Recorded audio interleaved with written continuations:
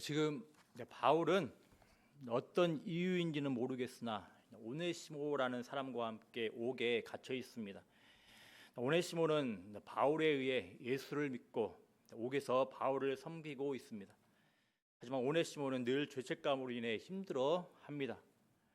또 언제 잡힐지 모른다는 사실로 인해 불안해하고 있습니다. 오네시모는 빌레몬이라는 자신의 주인에게 불의를 행하고 도망친 노예였기 때문입니다. 이런 모습을 보고 있는 바울도 힘들긴 마찬가지였습니다. 왜냐하면 사실 아주 우연인 것처럼 보일 수 있으나 혹은 이미 바울에 대한 사실을 알고 있던 오네시모가 일정한 계획을 지니고 바울에게 찾아왔을 수도 있겠지만 사실 오네시모의 주인 빌레몬은 바울에 의해 예수를 믿은 골로새 교회의 중직자이기 때문입니다. 하나님의 은혜 가운데 바울이 복음으로 낳은 한 사람은 바울이 복음으로 낳은 충직한 일꾼의 주인이 되었으며 또 한 사람은 바울이 복음으로 낳은 동역자에게 불의를 행하고 도망친 노예라는 사실이 바울에게도 많은 고통과 부담감으로 다가왔을 겁니다. 결국 이 두 사람 가운데 힘들게 서 있던 바울은 이 두 사람을 중재하고 화평의 다리를 놓고자 합니다. 하지만 말이 중재이고 화평이지 사실 큰 잘못을 저지른 쪽은 오네시모이고 또 실질적인 힘을 가지고 있는 사람은 오네시모의 주인 빌레몬입니다. 그래서 바울은 빌레몬에게 오네시모를 용납하고 용서해달라는 편지를 씁니다. 다행히 바울은 분명한 확신을 가지고 있었습니다. 전에 듣자니 빌레몬은 모든 것을 화평케 하신 주 예수에 대한 믿음이 굳건한 자였고 또 사랑으로 모든 성도들을 평안케 한 자였습니다.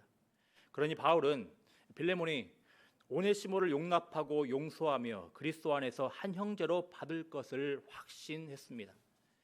그렇지만 그럼에도 불구하고 바울은 일방적으로 빌레몬에게 오네시모를 용서해달라고 요구할 수는 없습니다. 비록 바울이 그리스도 예수 안에서 살기로 결단한 빌레몬을 향하여서 사도의 권위로 얼마든지 명령을 할 수도 있음에도 바울은 무작정 요구를 할 수는 없는 겁니다. 빌레몬도 자신의 노예에 의해 큰 아픔을 겪었는데 또 여전히 노예 제도는 교회 공동체 안에서도 존속되고 있는 실제인데 어떻게 무작정 오네시모를 무조건 용납하라고 요구할 수가 있겠습니까? 그래서 바울은 빌레몬의 마음과 생각을 열도록 집중을 합니다. 바울에 따르면 바울이든 오네시모든 빌레몬이든 그리스도 안에서 약한 자들이라고 합니다. 또 노예이자 자신의 주인에게 불의를 행하고 도망쳤다 할지라도 오네시모는 그리스도 안에서 유익한 자, 존귀한 자가 되었다라는 겁니다. 또 사실 이 모든 것은 그리스도 안에서 한 가족, 한 형제가 되게 하시는 하나님의 섭리 가운데 있는 과정이라는 겁니다. 바울은 빌레몬이 그리스도 안에서 이루어진 이런 놀라운 일을 기억하며 빌레몬의 결단을 요청하고 명합니다. 바울은 우리는 그리스도 안에서 서로 연결되고 연합되어 함께 생명을 누리는 자들이니 자신을 영접하듯 더 나아가 그리스도를 영접하듯 오네시모를 영접해달라고 요청을 합니다. 바울은 오네시모의 불의에 대한 빚 청구서를 자신에게 돌리라고 요청을 합니다. 빌레몬은 오네시모의 불의에 대한 책임을 논하는 이 과정에서 우리의 죄값, 우리의 죄에 대한 책임을 떠안으신 그리스도의 은혜를 깊이 고려해야 합니다. 오네시모를 그리스도 안에서 용납하고 용서하는 빌레몬의 이런 결정들은 결국 평안 생기를 잃어버린 바울의 마음을 다시 평안케 하고 생기를 갖게 할 겁니다. 더 나아가 빌레몬의 이런 순종들은 교회 공동체를 더 평안케 하는 과정으로 역사할 것입니다.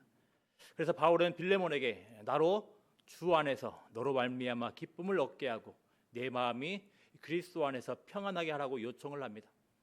다시 말씀드리지만 바울은 자신의 권위로 일방적으로 빌레몬이 순종하도록 명하고 있지 않습니다.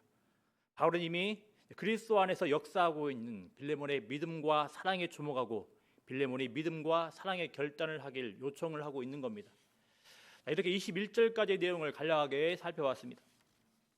빌레몬을 향한 바울의 편지는 이제 거의 막바지에 향하고 있습니다.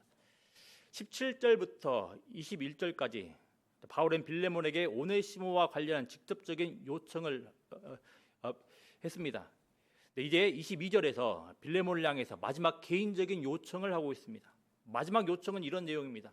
오직 너는 나를 위하여 숙소를 마련하라. 너희 기도로 내가 너희에게 나아갈 수 있기를 바라노라. 22절 상반절은 어찌 보면 지금까지의 내용과 동떨어져 보일 수 있습니다. 갑자기 마련하라니요. 그렇지만 단순한 뜬금없는 내용으로 보이지는 않습니다. 22절에 너는 나를 위하여 숙소를 마련하라의 요청은 오네시모에 대한 빌레몬의 환대의 응답을 전제하고 있는 겁니다. 바울은 단정적으로 숙소를 마련하라고 요청을 하고 있는데 이 사실은 빌레몬이 자신의 이 요청에 긍정적으로 응답할 것을 확신하고 있음을 보여줍니다. 갈 수 있을지 못 갈지도 확실하지 않은데 바울이 빌레몬에게 단정적으로 숙소를 마련하라고 요청한다라는 것은 빌레몬의 응답이 있을 것을 확신하는 걸로 보입니다. 그렇다면 빌레몬이 바울을 이렇게 환대한다면 빌레몬이 바울의 지금까지 요청, 즉 오네시모를 용납하고 용서해달라는 요청에 긍정적으로 반응할 것을 확신하고 있음을 보여주는 겁니다. 빌레몬이 바울의 요청에 응답하여 숙소를 마련한다라는 것은 결국 빌레몬이 바울을 받아들이는 겁니다. 또 바울의 동역자이자 사절과 같은 오네시모를 받아들이는 것이라 할 수 있습니다. 즉 숙소를 마련하라는 바울의 요청에는 바울이 오네시모를 용납하고 용서한 빌레몬과 함께하고 싶다는, 그리스도 안에서 화평이 가득한 교회 공동체와 함께하고 싶다는 바람이 깔려 있는 겁니다. 그런데 바울은 여기에서도 이런 요청을 일방적으로 하고 있지는 않습니다. 2절 후반부에는 이런 바울의 요청을 이루어줄 수 있는 수단이 언급되고 있는데 바로 교회 공동체의 기도입니다. 앞서 첫 시간에 우리는 이 편지가 다분히 빌레몬을 염두에 둔 개인적인 편지임을 살펴봤습니다. 하지만 바울의 인사말을 보면 빌레몬서의 편지 대상이 단지 빌레몬만 언급되고 있는 것이 아닌 빌레몬과 함께 신앙생활을 하고 있는 교회 공동체 또한 언급되고 있었습니다. 이제 바울은 편지의 마지막 부분인 끝 인사를 향하면서도 요청 대상을 빌레몬인 너에서 너희로 곧 교회 공동체로 전환하고 있습니다. 이게 마지막 절까지 너희를 계속 언급을 하고 있습니다. 이것은 무슨 점을 알려줍니까?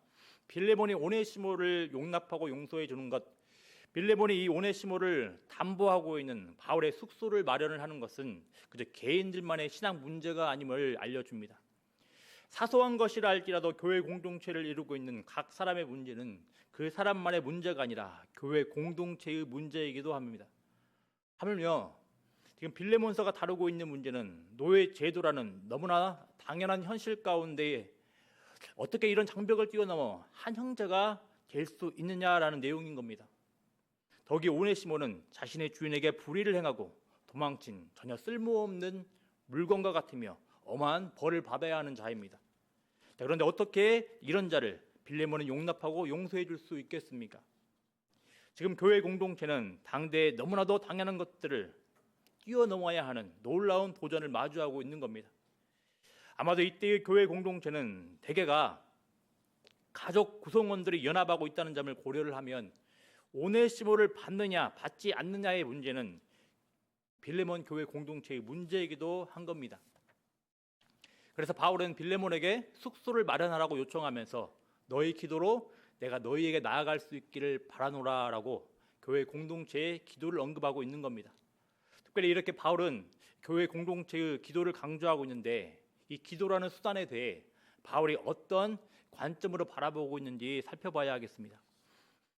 우리 개역 개정 성경에서는 단순히 2절 후반부에 내가 너희에게 나아갈 수 있기를 바라노라 이렇게 나아갈 수 있다라고 언급되어 있는데 나아갈 수 있다에 해당하는 단어는 기본적으로 탕감하다, 베풀다 등의 의미를 갖는 카르세 소마이라는 단어입니다.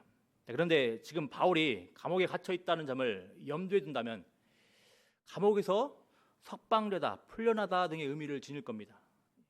그래서 사도행전 3장 14절에서는 오늘 단어와 연결된 단어가 이렇게 번역되어 있습니다. 사도행전 3장 14절에는 이렇게 기록되어 있습니다. 너희가 거룩하고 의로운 일을 거부하고 도리어 살인하는 사람을 놓아주기를 구하여 이렇게 기록되어 있습니다.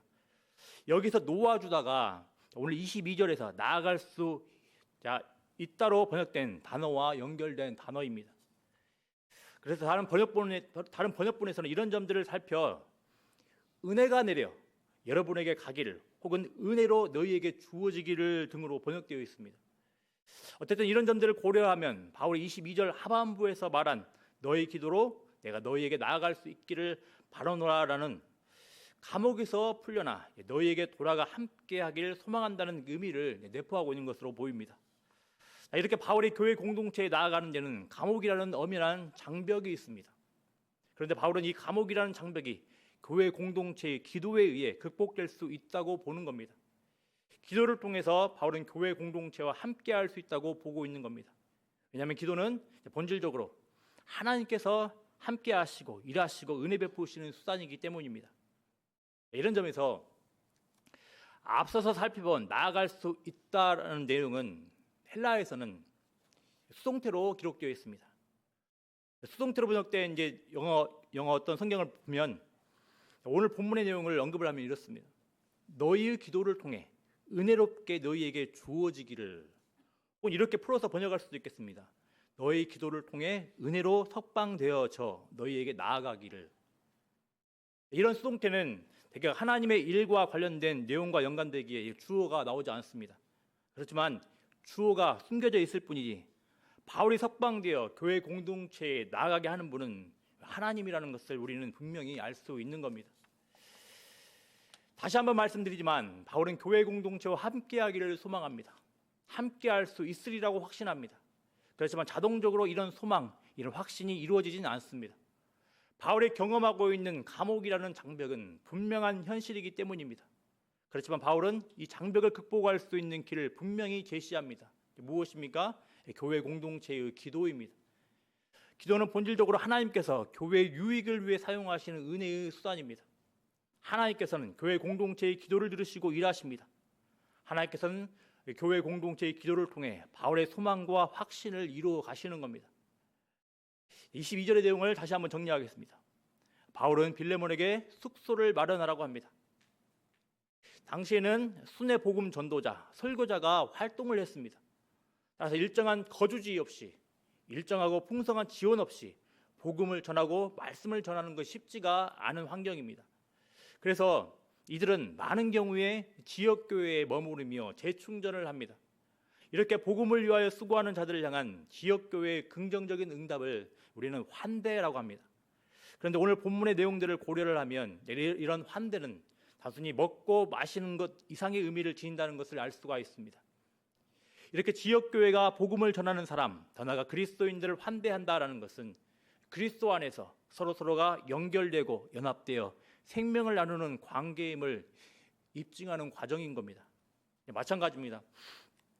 오늘날은 바울이 활동하던 시기와 같은 환경은 아니어서 문자적인 환대가 잘 보이지는 않습니다. 그렇지만 여전히 그리스도인들은 각자의 결핍과 부족함을 가지고 있는 서로에 대해서 환대하도록 부름받았음을 기억해야 하겠습니다. 누군가는 경제적인 부족함을 가지고 살아갑니다. 또 누군가는 정서적으로 도움을 필요로 하기도 합니다. 또 누군가는 몸이 연약하여 물리적인 섬김을 필요로 하기도 합니다. 또 누군가는 외로움에 힘들어하는 사람일 수도 있습니다. 이때 우리 교회 공동체는 나름의 부족함을 가지고 도움을 구하는 서로에 대해 환대하고 있어야 하겠습니다. 우리는 나름의 부족함을 가지고 도움을 구하는 자에 대해 어떤 태도를 보이고 있는지 돌아봐야 하겠습니다. 특히 이렇게 나름의 부족함을 가지고 도움을 구하는 자와 우리 사이에 장벽이 있을 수 있습니다. 서로에 대해 장벽이 있을 수 있습니다. 하지만 이런 현실적인 장벽들이 서로 사이에 있더라 하더라도 우리는 서로에 대해서 환대할 수 있어야 하겠습니다. 하나님께서 교회 공동체로 우리 한 사람 한 사람을 부르셨다라는 것은 서로 환대를 하면서 서로의 부족함을 채우도록 하기 위함입니다. 또 서로 환대하는 것을 통해 교회 공동체는 서로 생명을 누리고 생명을 나누는 존재인 것을 체험을 하는 겁니다. 서로의 환대를 통해서 부족함에도 여러 장벽에도 우리를 받아주신 그리스도의 환대가 표현되는 겁니다. 옆에 있는 성도들의 부족함이 보이십니까? 눈에 흙이 들어와도 함께하고 싶지 않은 사람이 있으십니까? 참으로 극복할 것 같지 않은 장벽들이 우리 서로의 사이에서 가로막이 되고 있지는 않습니까? 서로 환대함으로 그리스도의 환대가 교회 공동체 가운데 가득하게 하시길 바랍니다. 이때 우리는 꼭 기억해야 되겠습니다. 서로 간의 부족함은 저절로 채워지지 않는다라는 사실들을, 서로 사이에 있는 장벽들은 저절로 허물어지지 않습니다. 무엇이 필요합니까? 바로 기도입니다.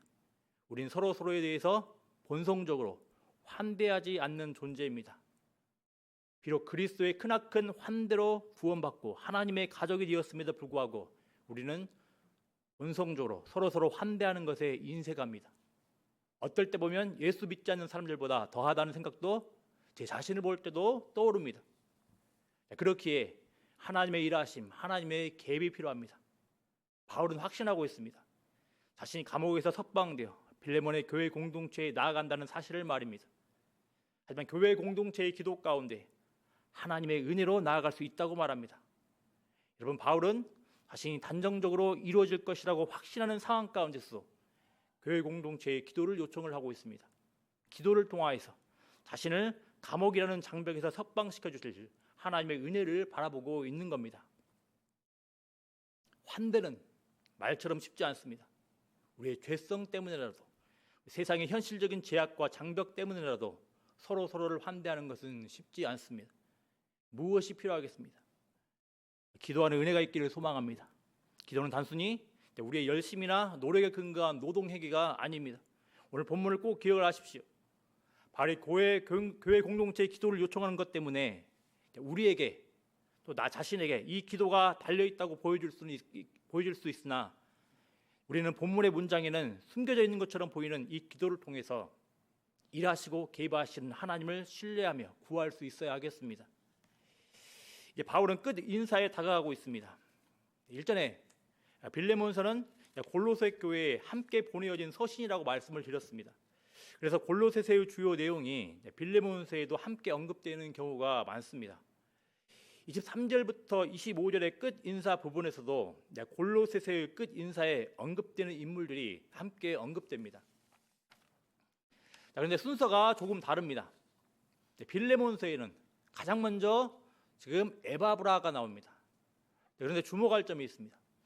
에바브라의 특성을 여럿 가르쳐주는 골로새서와 달리 본 23절에서는 그리스도 예수 안에서 나와 함께 갇힌 자라고 에바브라를 단편적으로 소개를 합니다. 아마 에바브라가 가장 먼저 언급되는 것은 자연스러운 일일 겁니다. 골로새 교회의 설립자이자 핵심 멤버라 할 수 있는 에바브라가 지금 바울에 갇혀 있는 옥에 있습니다.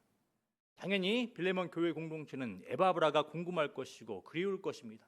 그러니 에바브라가 처음 소개되는 것은 자연스러운 일입니다. 그렇지만 그리스도 예수 안에서 나와 함께 갇힌 자라는 표현은 의도적으로 보입니다. 빌레몬 교회 공동체에 가장 가까운 사람인 에바브라가 지금 어떤 상태에 있다는 겁니까? 바울과 함께 옥에 갇혀 있습니다. 무엇 때문입니까? 복음으로 인해 옥에 갇혀 있는 상태입니다. 이렇게 에바브라는 그리스도의 은혜를 따라 바울을 사랑하는 마음으로 바울을 옥에서 섬기고 있습니다. 빌레몬은 또 교회 공동체는 이렇게 에바브라가 복음과 함께 바울에 갇혔다는 사실을 주목을 해야 하는 겁니다. 바울은 지금 사회를 어지럽히고 이상한 가르침을 전한다는 혐의로 감옥에 갇혀 있습니다. 그런데 에바브라는 이런 바울과 함께하고 있고 이런 바울을 섬기고 있습니다. 따라서 로마 당국으로부터 책 잡히기 쉬운 상황입니다. 또 필시 에바브라는 감옥이라는 되게 열악한 상황 가운데 있으며 지금 육체적인 어려움을 겪고 있을 겁니다. 무엇 때문이겠습니까? 바로 복음 때문입니다. 그렇다면 오네시모와 관련된 빌레몬에게 또 교회 공동체에게 그리스도 안에서 바울과 갇힌 에바브라의 모습은 어떻게 다가오겠습니까? 바보 같은 일을 하는 자이겠습니까? 아니라는 겁니다. 골로새 교회를 설립하고 골로새 교회에서 또 빌레몬 교회 공동체에서 중요한 역할을 하는 에바브라의 이런 모습은 복음이 이끄는 삶은 어려움도 손해도 손실도 감수할 수 있는 삶임을 가르쳐 주는 겁니다. 세상의 가치로는 이해할 수 없는 새로운 삶의 방식임을 가르쳐 줍니다. 따라서 빌레몬의 교회 공동체는 당대 노예 제도라는 현실을 뒤집고 불의를 행한 노예 오네시모를 그리스도 안에서 한 형제로 용납하고 용서하는 결정으로 나아가게 될 것입니다. 이제 에바브라에 이어서 24절에서는 또 바울의 동력자들이 언급됩니다. 여기서 이 동역자는 17절에서 언급되는 동역자와는 다른 단어입니다. 17절의 동역자는 그리스도 안에서 서로 연결되고 연합되어 생명을 누리는 함께하는 사람을 가리킨다면 24절의 동역자는 1절에 빌레몬에게 사용된 동역자와 동일한 단어입니다. 1절과 24절에서의 동역자는 공이 복음을 위해 일하는 일꾼 정도의 의미를 지닙니다. 이런 관점에서 24절에 언급되어 있는 마가, 아리스타고, 데마, 누가는 빌레몬과 동일한 바울의 복음 일꾼인 겁니다. 그런데 여기에서도 마찬가지 골로새서와 비교하면 차이점이 발견됩니다. 가장 먼저 마가가 언급되어 있다라는 겁니다. 골로새서의 인사말 부분을 보면 아리스타고가 먼저 나오고 마가가 그 다음 나옵니다. 그런데 특이한 점은 골로새서에서 마가를 소개하면서 이렇게 언급을 한다라는 점입니다. 우리 골로새서 4장 10절 말씀 우리 같이 한번 읽어보겠습니다. 나와 함께 갇힌 같이 읽겠습니다. 나와 함께 갇힌 아리스타고와 바나바의 생질 마가와 이 마가에 대하여 너희가 명을 받았음에 그가 이르거든 영접하라. 아멘. 방금 읽은 구절에서는 마가를 언급을 하고 괄호 안에 이런 내용을 추가하고 있습니다. 이 마가에 대하여 너희가 명을 받았음에 그가 이르거든 영접하라. 이미 아시겠지만 바울은 사도행전 15장 37절부터 39절에서 마가에 대한 동행을 두고서 선교 여행 가운데서 동행을 두고서 바나바와 심히 다투었던 적이 있었습니다. 구체적인 내용은 알 수 없으나 마가는 바울과 바나바를 떠나 함께 복음을 전하지 않았던 적이 있었습니다. 이 일로 얼마나 바울과 바나바가 심히 다투었던지 각각 따로 전도 여행을 떠났다고 합니다. 그런데 골로새서 4장 10절에서 이런 마가를 바울은 영접하라고 합니다. 영접하다라는 단어가 일종의 대리인단, 사절단을 맞아들일 때 사용된다라는 점을 고려할 때 바울이 여기서 골로새 교회를 향해 마가를 영접하라고 명한다는 것은 최소한 바울이 마가를 용납하고 용서하고 마가와 화해했음을 보여주는 겁니다. 그래서 오늘 24절 본문에서 바울이 자신의 동역자를 소개하면서 가장 먼저 마가를 언급한다는 것도 의도가 있어 보이는 겁니다. 무엇을 가르쳐 줍니까? 바울도 자신과 갈등 관계에 있는 마가를 용납하고 용서하고 받아들였습니다. 바울은 자기는 용납하지 않고 용서하지 않으면서 빌레몬에게 오네시모를 용납하고 용서하라고 명하고 요청하지 않는 자입니다. 아마도 바울이 마가를 용납하고 용서하는 과정은 결코 쉽지 않았을 겁니다. 나랑 깊은 갈등 가운데에 있는 누군가를 용납하고 용서하는 것이 얼마나 힘든 것인지는 여러분들도 경험적으로 잘 알고 있을 것입니다. 가슴에 시퍼렇게 멍자국이 생길 정도로 용납의 과정, 용서의 과정은 결코 쉽지 않습니다. 굉장히 힘듭니다.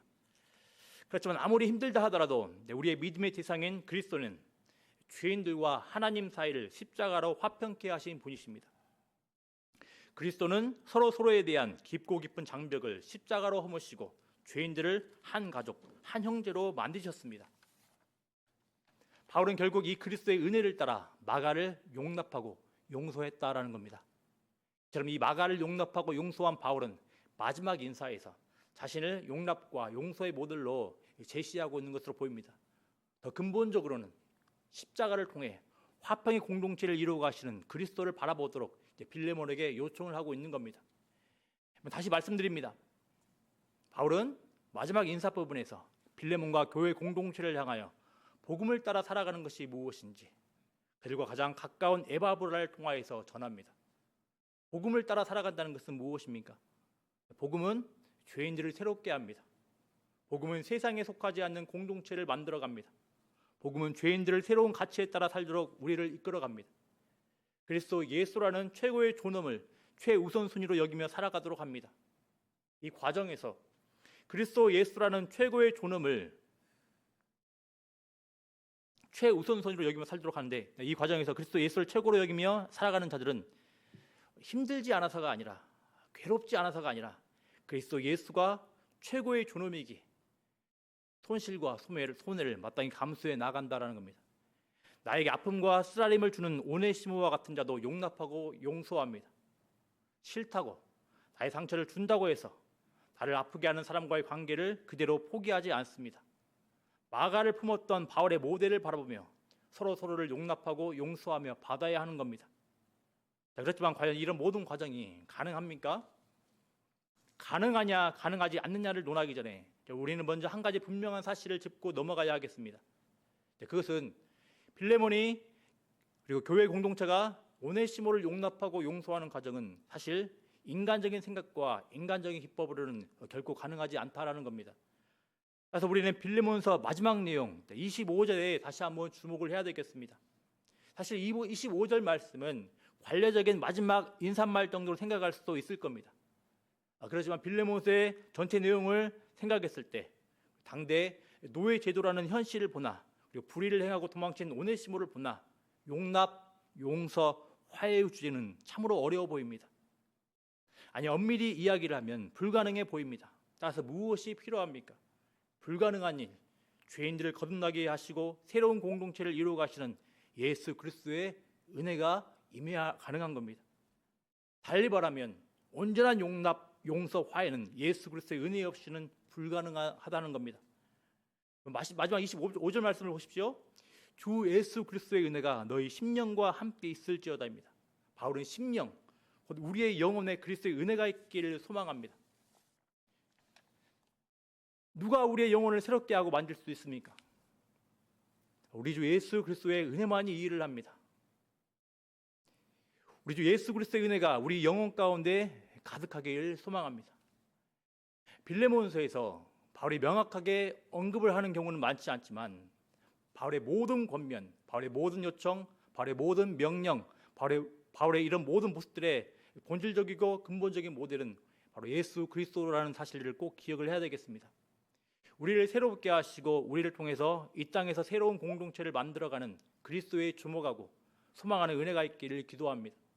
더불어 기도를 통해서 우리를 새롭게 하시고 우리를 변화시켜 가시는 하나님의 일하심을 확신하며 함께 기도하며 나가는 은혜가 있기를 소망합니다. 한 가지 빌레몬서와 관련된 확실하지 않은 이야기를 드리며 마치고자 합니다. 훗날 110년경에 그러니까 빌레몬서 기록 이후에 약 60년 후에 에베소 교회의 한 감독에 대해 오늘날로 말하면 한 담임 목사에 대해서 어떤 유력한 교회 지도자는 이런 기록을 남겼습니다. 다시 듣기 평가 한번 하겠습니다. 제가 전달해 드리겠습니다. 나는 여러분 온 회중을 하나님의 이름으로 여러분의 지상 감독이기도 한 말할 수 없는 사랑의 사람인 오네시모의 모습으로 받았으므로 여러분이 예수 그리스도가 정한 기준에 따라 그를 사랑하기를 여러분 모두가 그와 같이 되기를 기도합니다. 여러분은 그런 감독 두기에 합당하며 그것을 은혜롭게 허락한 이는 복이 있습니다. 이 주장을 한 사람은 이그나티우스라는 그 교회 지도자인데 굉장히 유력한 자입니다. 그런데 이 이그나티우스에 따르면 누가 에베소 교회 지도자가 되었다고 합니까? 오네시모입니다. 근데 사실 이 오네시모가 빌레몬서에 나오는 동일한 자인지는 알 수는 없습니다. 오네시모라는 이름은 흔한 이름이기 때문입니다. 그래서 동일한 인물인지는 알 수 없습니다. 동일한 오네시모가 아니라고 하지만 그렇지만 동일한 오네시모가 아니라고도 또 말할 수는 없습니다. 그래서 이 기록에 관해 너무 과대평가할 필요는 없는 것 같습니다. 다만 한 가지 이렇게 확실하지 못한 기록에 주목하기보다 한 가지 우리나라 초기 교회에 있었던 일을 소개를 하고자 합니다. 사실 예전에 이 일화는 소개한 적이 있었기에 다시 언급하지 않으려 했지만 빌레몬서의 내용과 연결되는 점이 있어서 다시 한번 소개를 드리겠습니다. 김제에 가면 금산교회가 있다라고 합니다. 이 금산교회 역사 가운데 이런 일화가 있습니다. 1900년도 초에 선교사님을 통해 설립된 금산교회가 이제 피택 장로 투표를 앞두고 있었습니다. 이 피택 장로 투표 대상자는 유교 집안 출신의 양반이었던 조덕삼 집사, 그리고 이 조덕삼 집사의 마부 출신으로, 그러니까 종 출신으로 집사가 되었던 이자익 집사, 이렇게 두 명이었습니다. 투표 전에 대부분의 교인들은 이렇게 생각을 했다고 합니다. 당연히 조덕삼 집사가 장로가 되겠구나. 그런데 전혀 의외의 상황이 벌어졌습니다. 이자익 집사가 장로가 된 것입니다. 조덕삼 집사의 마부였던, 그러니까 종이었던 이자익이 집사가 된 것도 아주 쇼킹한 사건인데 지금 장로가 된 것입니다. 교회가 지금 시험 들 만한 상황입니다. 교회가 시험 들게 딱 좋은 상황입니다. 근데 조덕삼 집사는 머슴이 자기를 제치고 장로로 피택되었다는 발표를 듣고 발언권을 얻어서 교인들에게 이렇게 감사 인사를 했다고 합니다. 우리 금상교회 교인들은 참으로 훌륭한 일을 해냈습니다. 저희 집에서 일하고 있는 이자익 집사는 저보다 신앙의 열의가 대단합니다. 참으로 감사합니다. 여러분, 교회 역사에는 이렇게 빌레몬서에 나오는 참으로 어리석고 바보 같은 일들이 나타납니다. 무슨 말이겠습니까? 바울과 함께 감옥에 갇히기를 택했던 에바브라, 마가를 용납하고 용서했던 바울, 그리고 오네시모를 용납하고 용서할 빌레몬, 그리고 교회 공동체에 임한 예수 그리스도의 은혜가 계속해서 교회 공동체에 우리 10년 가운데 임하고 있다라는 겁니다. 바라고 소망합니다. 바울이 빌레몬에게 요청했던 오네시모의 화해가 광주 영광교회 가운데 날마다 가득하길 기도합니다.